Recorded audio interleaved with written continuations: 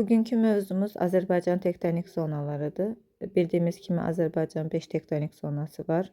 Bunlardan ikisi qalxma, Böyük Qafqaz və Kiçik Qafqaz. Üçü isə enmədir. Ön Qafqaz çökməsi, Kürd dağarası çökməsi, bir də Orta Araz enməsi, yəni Cavan platforması.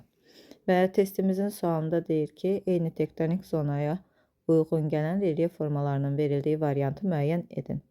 Baxırıq cavablarımıza. Qarayazı Kürd arasındadır, Qanıqayçı Kürd arasındadır, amma Talış dağları Kiçik Qafqazda olduğuna görə üstündən xətt çəkirik, düzgün cavab olmadı.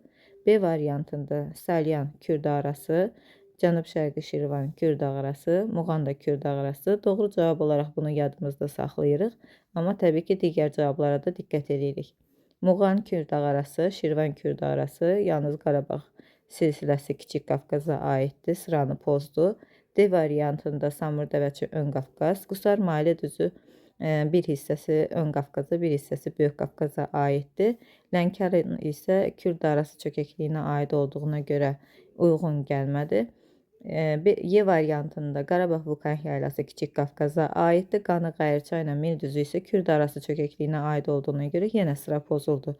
Bizə elə bir cavab lazım idi ki, 3 relyefin üçü də eyni tektonik zonaya uyğun gəlsin. Burada da cavab B variantı özünü doğrultmuş oldu.